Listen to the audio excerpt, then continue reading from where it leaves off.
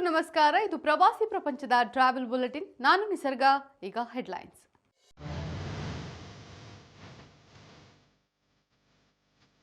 ಪ್ರವಾಸಿಗರಲ್ಲಿ ಹೆಚ್ಚಿದ summer tourism ಒಲವು, ವಿವಿಧ ಪ್ರವಾಸಿ ತಾಣಗಳಿಗೆ ಹೆಚ್ಚಿನ ರೈಲು ನಿಯೋಜಿಸಿದ ಸಚಿವಾಲಯ.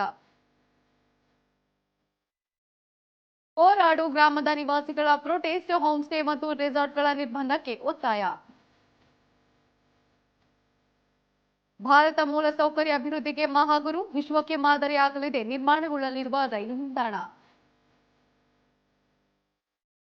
ಅಮರನಾಥ ದರ್ಶನಕ್ಕೆ ಮುಹೂರ್ತ ಫಿಕ್ಸ್, ಏಪ್ರಿಲ್ 15ರಿಂದ ಮುಂಗಡ ಬುಕಿಂಗ್ ಪ್ರಾರಂಭ. ರಾಜ್ಯದಲ್ಲಿ ಸಮ್ಮರ್ ಟೂರಿಸಂ ಹವಾ ಬೇಸಿಗೆಯ ಕಾವಿಗಿಂತ ಹೆಚ್ಚಾಗಿದೆ.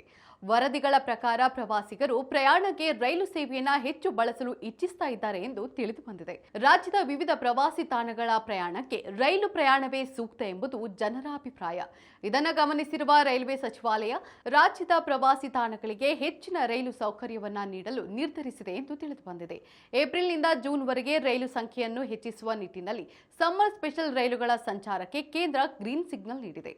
ಈ ಯೋಜನೆಯ ಅನುಸಾರ ರಾಜ್ಯ ರಾಜಧಾನಿ ಬೆಂಗಳೂರಿನಿಂದ ರಾಜ್ಯದ ವಿವಿಧ ತಾಣಗಳಿಗೆ ಮಾತ್ರವಲ್ಲದೆ ಅಂತಾರಾಜ್ಯ ಪ್ರವಾಸಿ ಸ್ಥಳಗಳಿಗೂ ರೈಲು ಸೇವೆಯನ್ನ ನೀಡಲು ಸಚಿವಾಲಯ ಸಿದ್ಧವಾಗಿದೆ ಎಂದು ರೈಲ್ವೆ ಇಲಾಖೆಯ ಅಧಿಕಾರಿಗಳು ತಿಳಿಸಿದ್ದಾರೆ. ಕೊಡಗು ಜಿಲ್ಲೆಯ ಪೋರಾಡು ಗ್ರಾಮದ ನಿವಾಸಿಗಳು ತಮ್ಮ ಗ್ರಾಮದಲ್ಲಿ ಹೋಮ್ ಸ್ಟೇ ಮತ್ತು ರೆಸಾರ್ಟ್ ಸಂಸ್ಕೃತಿಗೆ ನಿಷೇಧ ಹೇರಲು ನಿರ್ಧರಿಸಿದ್ದಾರೆ. ಈ ಗ್ರಾಮದ ಜನರು ಕೃಷಿಯನ್ನೇ ಜೀವನೋಪಾಯವಾಗಿ ನಂಬಿದ್ದಾರೆ. ಆದರೆ ಈಗ ಜಿಲ್ಲೆಯ ಹೊರಗಿನಿಂದ ಬಂದಿರುವ ಒಬ್ಬ ವ್ಯಕ್ತಿ ಗ್ರಾಮ ಸೀಮೆಯೊಳಗಿನ ಜಮೀನು ಖರೀದಿಸಿ ಅಲ್ಲಿ ರೆಸಾರ್ಟ್ ನಿರ್ಮಿಸಲು ಮುಂದಾಗಿರುವುದು ಗ್ರಾಮಸ್ಥರ ಕೋಪಕ್ಕೆ ಕಾರಣವಾಗಿದೆ.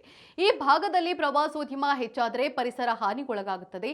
ಗ್ರಾಮ ಸೀಮೆಯೊಳಗೆ ಪವಿತ್ರ ಸ್ಥಳಗಳಿದ್ದು ಅಲ್ಲಿ ಪ್ರವಾಸಿಗರ ಸಂಚಾರ ಹೆಚ್ಚಾದರೆ ಆ ಸ್ಥಳಗಳ ಪಾವಿತ್ರ್ಯಕ್ಕೆ ಧಕ್ಕೆಯಾಗುತ್ತದೆ. ಹೀಗಾಗಿ ಜಿಲ್ಲಾಡಳಿತ ಮತ್ತು ಗ್ರಾಮ ಪಂಚಾಯಿತಿ ಇದರ ಬಗ್ಗೆ ನಿಗಾ ವಹಿಸಬೇಕು ಎಂದು ಕೋರಿದ್ದಾರೆ. ಈ ಕುರಿತು ಗ್ರಾಮಸ್ಥರು ಮತ್ತು ಅಧಿಕಾರಿಗಳ ನಡುವೆ ಸಭೆ ನಡೆದಿದ್ದು ನೋ ಅಬ್ಜೆಕ್ಷನ್ ಸರ್ಟಿಫಿಕೇಟ್ ನೀಡದಂತೆ ಸ್ಥಳೀಯರು ಕೋರಿದ್ದಾರೆ.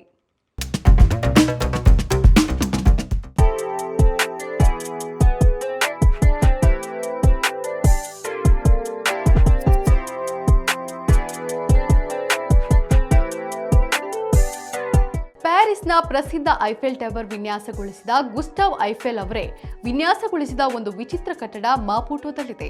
ಅದರ ಹೆಸರು ಕ್ಯಾಸಾ ಡೋ ಫೆರೋ ಅಥವಾ ಕಬ್ಬಿಣದ ಮನೆ.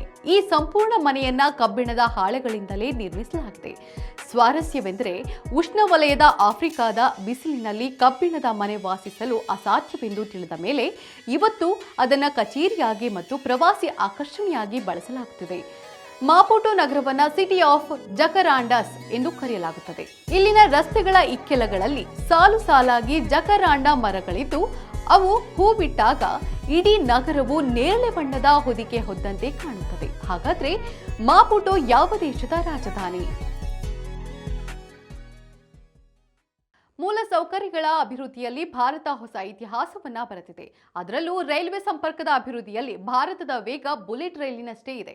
ಈಗ ಭಾರತದ ಅತಿ ಎತ್ತರದ ರೈಲು ನಿಲ್ದಾಣವನ್ನ ನಿರ್ಮಿಸಲು ಸಜ್ಜಾಗಿದೆ. ಬಿಲಾಸ್ಪುರ್ ಮನಾಲಿ ಲೇಹ್ ರೈಲ್ವೆ ಮಾರ್ಗ ಭಾರತದ ಅತ್ಯಂತ ಮಹತ್ವಾಕಾಂಕ್ಷೆಯ ರೈಲ್ವೆ ಯೋಜನೆಯಾಗಿದ್ದು ಹಿಮಾಚಲ ಪ್ರದೇಶದಿಂದ ಲಡಾಖ್ಗೆ ಸಂಪರ್ಕಿಸುವ ರೈಲ್ವೆ ಲೈನ್ ಇದಾಗಿದೆ. ಒಟ್ಟು 62 ಟನಲ್ಗಳು, 116 ಮೇಜರ್ ಬ್ರಿಡ್ಜ್ಗಳನ್ನು ಈ ಮಾರ್ಗ ಒಳಗೊಂಡಿದ್ದು ಸಮುದ್ರ ಮಟ್ಟದಿಂದ 5360 ಮೀಟರ್ ಎತ್ತರದಲ್ಲಿ ನಿರ್ಮಾಣವಾಗಲಿರುವ ವಿಶ್ವದ ಅತಿ ಎತ್ತರದ ರೈಲು ನಿಲ್ದಾಣ ಎಂಬ ಹೆಗ್ಗಳಿಕೆಗೆ ಪಾತ್ರವಾಗಲಿದೆ. ಪವಿತ್ರ ಕ್ಷೇತ್ರ ಅಮರನಾಥ ಯಾತ್ರೆಗೆ ಏಪ್ರಿಲ್ 15ರಿಂದ ಮುಂಗಡ ಬುಕಿಂಗ್ ಪ್ರಾರಂಭವಾಗಲಿದೆ. ಈ ಬಾರಿ 550ಕ್ಕೂ ಹೆಚ್ಚು ಬ್ಯಾಂಕ್ಗಳಲ್ಲಿ ನೋಂದಣಿ ಸೌಲಭ್ಯವನ್ನ ಕಲ್ಪಿಸಲಾಗಿದ್ದು ಯಾತ್ರಿಕರು ತಮ್ಮ ಲೈಸೆನ್ಸ್ ಪಡೆಯಬಹುದಾಗಿದೆ.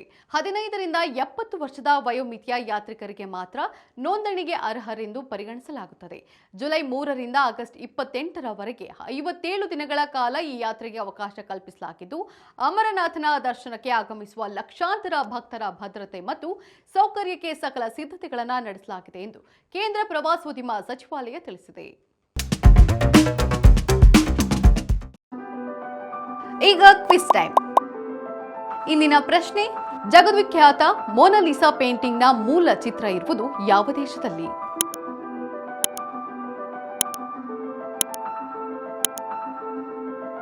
ಸರಿಯಾದ ಉತ್ತರವನ್ನ ಕಮೆಂಟ್ ಮಾಡಿ ತಿಳಿಸಿ.